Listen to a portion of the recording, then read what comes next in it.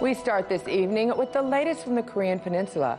President Trump and North Korean leader Kim Jong Un are ready to meet once again after Secretary Mike Pompeo's trip to Asia over the weekend. RT Sara Montes joins us with the details. Sarah, it looks like the conversation went pretty well between the two. It seems so, Scottie. Kim Jong Un says that he's prepared to permanently dismantle his country's nuclear site, but this also comes with a trade-off. North Korea wants the U.S. to formally declare the Korean War's end. The war concluded in 1953 with a truce, but no treaty. Ever since then, tensions between the two countries have remained in flux and generally hostile. But until Trump and Kim Singapore summit, that is. Although South Korea has considered the proposal, the Trump administration has not agreed to end the 65-year-old war. But Trump may have already gotten ahead of himself to the dismay of diplomats like Pompeo. Trump reportedly promised to end the war during his June summit with Kim Jong Un. Pompeo started his tour through the 4 Asian countries just this weekend. On Sunday, he met with North Korean leader Kim Jong Un. In what Pompeo described as a very productive meeting, North Korea agreed to allow inspectors to visit their nuclear sites, but they claim have been dismantled. This comes as big news since the U.S. has been pushing for this ever since President Trump met with Kim Jong Un in Singapore back in June. Since their meeting, relations have been delayed, and Trump canceled Pompeo's trip to Pyongyang in August. He claimed there was little evidence that North Korea actually allowed and followed through on their commitment to denuclearize, other than the huge explosion that took place back in May at one of North Korea's nuclear sites. But a few weeks ago at the United Nations, North Korea's minister, Ri Yong-ho, rejected denuclearization unless it came with noticeable U.S. concessions. Without any trust in the United States, there will be no confidence in our national security. And under such circumstances, there is no way we will unilaterally disarm ourselves first. In what appears to have been a successful meeting, Pompeo and Kim Jong Un met for hours. And after leaving North Korea, Pompeo made his way to South Korea, where he briefed South Korean President Moon Jae-in. Pompeo told Moon that he and Kim had agreed to arrange a second U.S.-North Korea summit at the earliest date possible. President Moon gave his cabinet the announcement. 이번 폼페이오 장관의 방북으로 With U.S. Secretary of State Mike Pompeo's visit to North Korea, the conditions for the second North Korea-U.S. summit have been created. I want all of you to work closely with the U.S. and put in maximum effort into making the second North Korea-U.S. summit happen as soon as possible and make progress in the denuclearization of the Korean Peninsula. Pompeo also made a visit to China, where he met with Foreign Minister Wang Yi. So, Scottie, while China hoped to discuss the escalating trade war between the world's 2 biggest economies, Pompeo hoped to focus on the progress they've made with North Korea as a more unifying topic of conversation. Sarah, is the U.S. the only powerhouse country that is really talking to North Korea about denuclearization at this point? No, Scottie. After all, there have been talks that Kim Jong Un is expected to visit Russia soon and meet with leaders of China as well. So the U.S. isn't the only powerhouse, although the two countries seem to be sitting back and watching from a distance. Thank you, Sarah. Now we go to Hyun Lee, managing editor of Zoom in Korea. Thanks for joining us. Thanks for having me.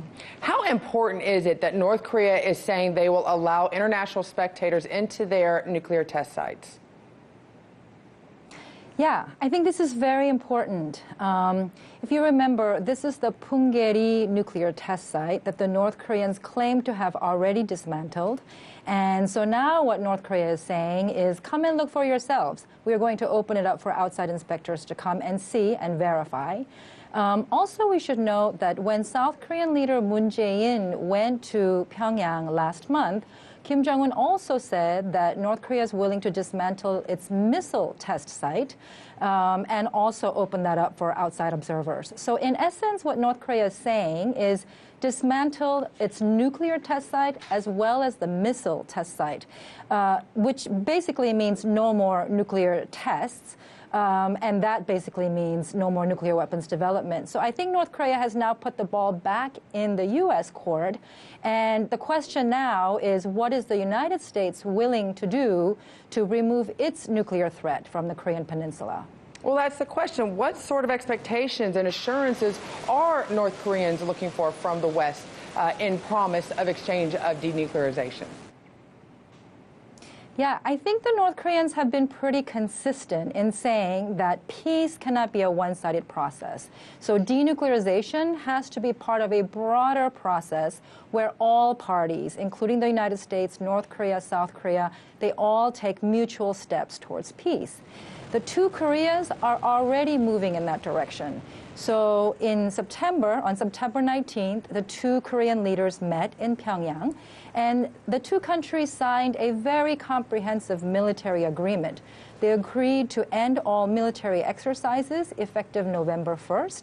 They also agreed to create a no-fly zone above the military demarcation line that divides North and South, also effective November 1.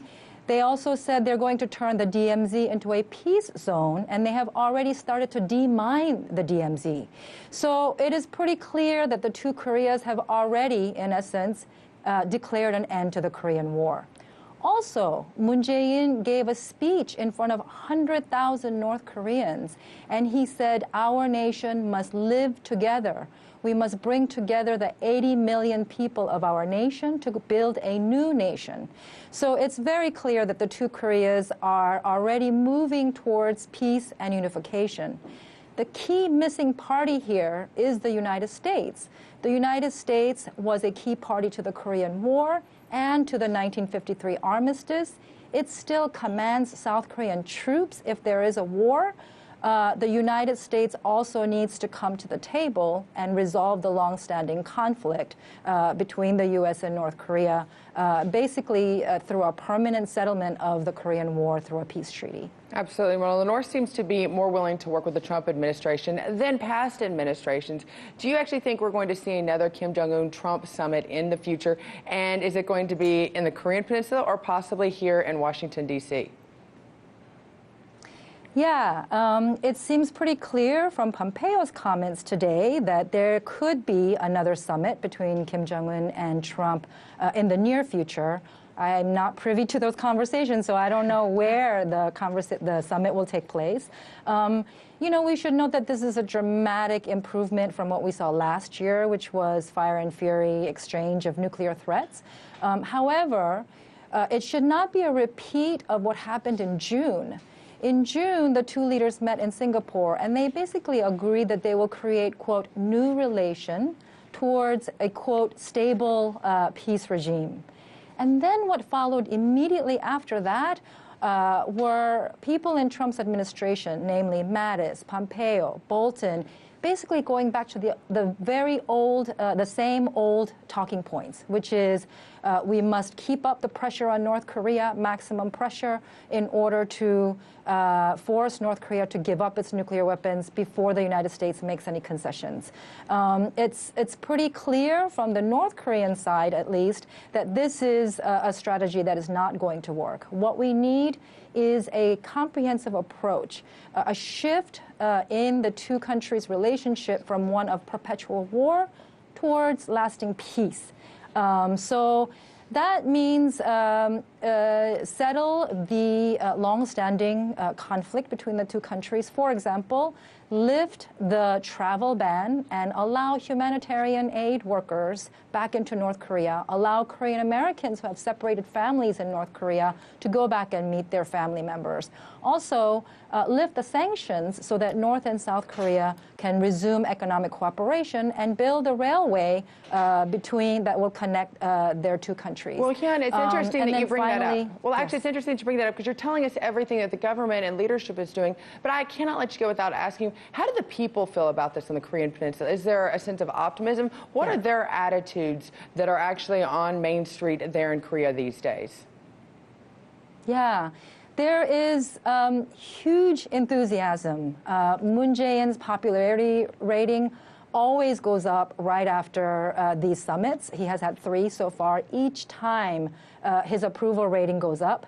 There is tremendous enthusiasm among Koreans on both sides of the border in North and South, but also in the diaspora. Among Korean Americans, I have seen so many comments among my family members, among my friends, that we could possibly see reunification in our lifetime. And this is something that all Koreans around the world desire. And so we have high, cautious, but optimism about the prospects. Well, optimism is very good to hear, both from the leadership as well as the people. Thank you so much for joining us tonight.